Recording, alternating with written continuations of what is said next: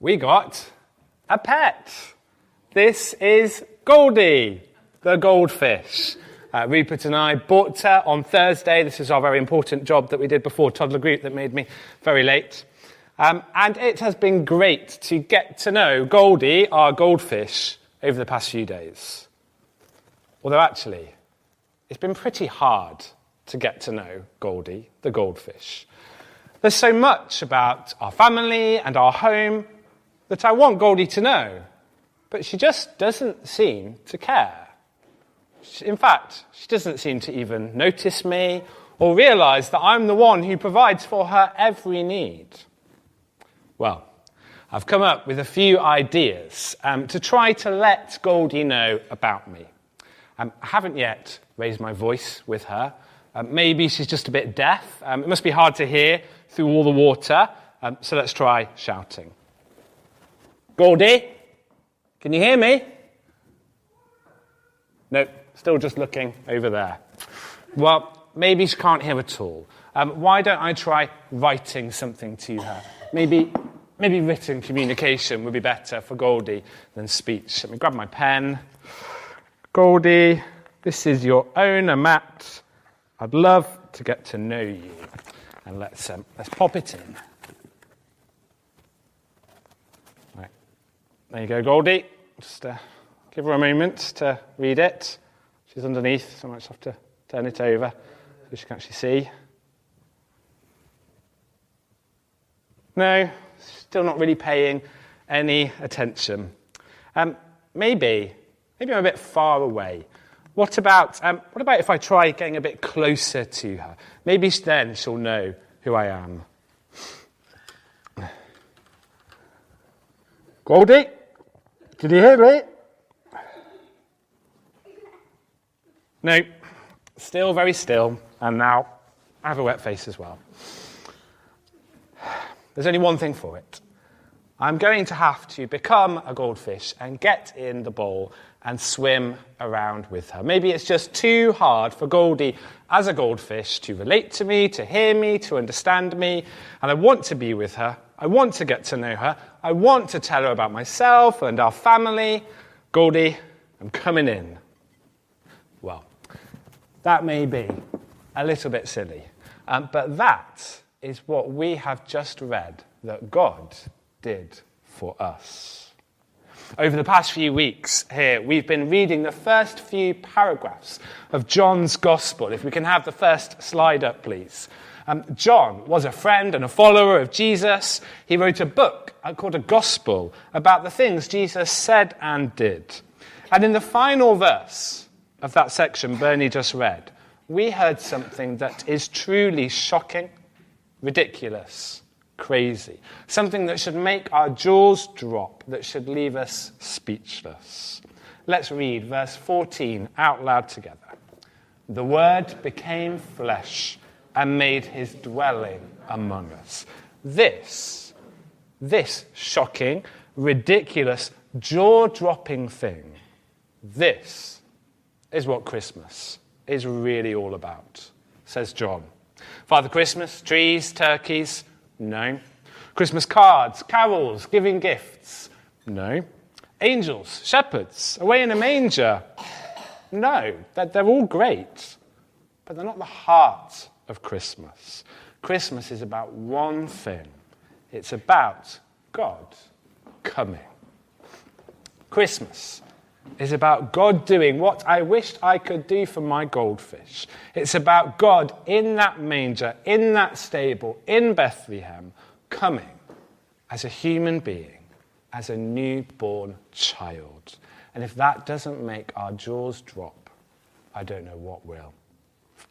There are three big things in this one short verse that now old man John, as he writes this book, wants us to realize about that chubby-cheeked, gurgling baby lying in the manger. And the first thing is that in newborn baby Jesus, God became a human being. Because if there's one thing that we all know about God, it's that God is God. He's way up there, he's massive, he's too big to imagine, too vast to comprehend. He's before all things. He's above all things. He's the maker of everything. He's the source of life and the source of light. He's God. He's a spirit. You can't see him. He doesn't have eyebrows or nostrils or lungs. He's God. But in newborn baby Jesus, God became a human being. The Word became flesh. The Word is just the name that John uses for God the Son, who's been alive with God the Father forever. And flesh just means human. It means skin and bones. It means physical bodies. In newborn baby Jesus, God, who was a spirit, got a human heartbeat too. He got skin. He got fingerprints and fingernails. He got eyebrows, nostrils, and lungs. He became someone who needed one of these, and one of these, and probably one of these too. God got a human body in Jesus. He became someone that human beings could see and touch and smell at their own physical level. God became a human being. Have you ever really thought about that before? Well, a lot of people over the years have found this hard to understand. I think we probably all do, or have downright got it wrong. They've said that Jesus was God just pretending to be a human man. Jesus wasn't really a human man at all. Or they've said that Jesus had the body, the outside, of a human man, but his mind and soul were just God. Or they've said that Jesus was kind of half God, half human, and not fully God or fully human. Or they've said it's all nonsense. Jesus wasn't God at all. He was just pretending to be God. But those ideas are all wrong. In newborn baby Jesus, God, who always has been, always will be God, became fully human too. In Jesus, God became a human being. The strength of God now moved in a human arm. The love of God now beat in a human heart. The wisdom of God now spoke from human lips. And the mercy of God reached forth from human hands. In Jesus, God did what I couldn't do for my goldfish. He became a human baby boy. Talk about vulnerable and undignified. That's the first big thing in this short verse that John wants us to realize about the chubby-cheeked newborn in the manger. The second is that in the newborn baby Jesus, God came to be with us. God didn't just become like us when he became Jesus. He became one of us. He came to live and be with us. The Word became flesh and made his dwelling among us, John wrote. A dwelling, well, that's simply where someone lives. These are all dwellings. To make a dwelling, well, that's to move in somewhere and to make it your home, to get the keys, to settle in, and to make the community your new home is in, where you do your life from now on. My family made our dwelling in Woodford this summer. But imagine if we decided to keep our dentist and doctor where we used to live in Oxford. We did consider it. It's not that far to go back a few times a year. Well, imagine we also went back each week to our favourite supermarket in Oxford, the one where we knew where all the things were on the shelves and we knew our way around the shop. And imagine we went back each day to take our children to their old school in Oxford. Well, we'd hardly be living in Woodford at all, would we, if we did that? And it's easy to think that that's kind of how God did things in Jesus. He came nearby and for a bit. He has a short-term flat or a holiday home here on earth, or he's staying nearby in some nice visitor accommodation so that he can occasionally pop over to us. Or we think that God came, but he built himself a fortress so he can be hidden away and protected from the world. But that's not what God did. God moved into our neighbourhood. He pitched his tent here among ours. He collected the keys and he came to be with us. And that is, in fact, what he had always planned to do. For the whole story of the Bible, since Adam and Eve sinned, is about God wanting to be with his people again. In the wilderness, on the way out of Egypt, he told them to build a tabernacle, a tent, where he'd come and live with them. And then later on, when they lived in the promised land, he had them build a temple where he would live with them. But it never worked out because God's people hadn't been very good at living with God. So in Jesus, God found a new, better way to come and be with his people. It may seem almost as ridiculous as me wanting to get in the bowl and live as a goldfish. But in Jesus, God did that very thing. He became a human being and came to be with us. So that's the second big thing in this one short verse. The final big thing. A newborn baby Jesus, God showed us his glory. The Word became flesh and made his dwelling among us. We've seen his glory, the glory of the one and only Son who came from the Father, full of grace and truth. John says that in Jesus we've seen God's glory. Now, glory is one of those big Bible words that doesn't get used very much outside of church, but it kind of means weightiness, grandeur, awesomeness. King Charles said this week that before his coronation, he had to practice wearing the St. Edward's crown because it was so heavy. He wanted to be sure that he could carry this grand and awesome weight on his head. That's glory. And John says that he and the other people who had seen Jesus on earth, who'd lived at the same time as him, had seen God's glory. But had they? Because as you read the rest of John's Gospel, you get the sense that most people who saw Jesus most of the time thought that Jesus was just quite ordinary.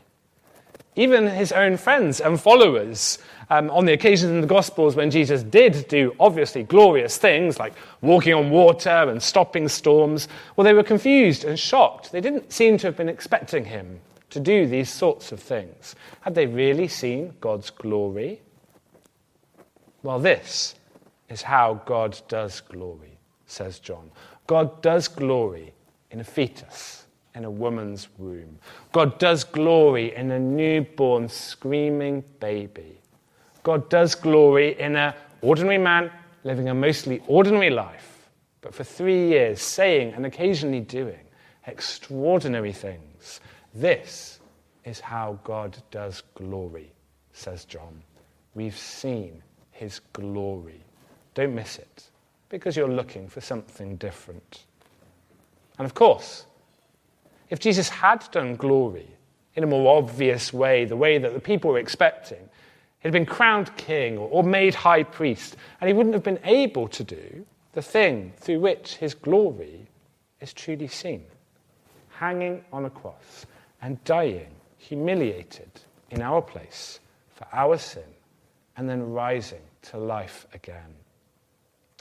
Because in Jesus, God didn't just come to be with us, to do a season in our lives, to see what it's like I want to do with my goldfish. He came to give his life for us. He came to rescue us. He came to pour out his grace upon us and lead us into truth. He came because there was no other way for us to be saved.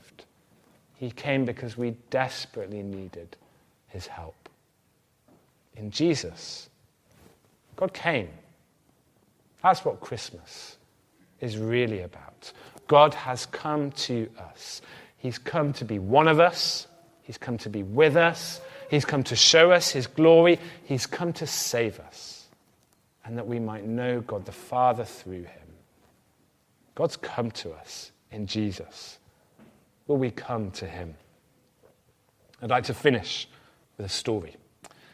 She was 15 and he was 17 when they met. It was no surprise to anyone when they got married soon after school. 4 years later, she was standing in the kitchen with a sink full of dishes, 2 children at her feet, and tears streaming down her face. She took off her apron and she left. She walked out. She called that night Where are you?" her husband asked, concern and anger fighting for control of his voice. "How are the children?" she asked. "They're fine, they're in bed, but they're wondering, like me, where you are." She hung up. She called most days for the next 3 weeks. Her husband pleaded with her on the phone to come home. He told her that he loved her, that it didn't matter what she'd done, if only she'd tell him where she was. But she always hung up. Finally, he could stand it no longer, so he took their savings, he hired a private detective, and the detective tracked her down at a friend's house on the other side of the country. So the husband borrowed some money from his in-laws and flew to where she was, and arriving at the friend's house with his hand trembling, he knocked on the door. When his wife opened it, he forgot his prepared speech and simply said, "We love you so much, won't you come home?" She fell apart in his arms, and they went home together. And one evening, a week or so later, he finally got up the courage to ask the question that had haunted him. "Why didn't you come home when I told you so many times that I loved you, that I missed you?" "Well, because," she said, "before those were only words, but then you came." Well, in Jesus, God came. He didn't stand off at a distance, offering us advice. He laid aside his heavenly robes and he came. So will we come to him this Christmas?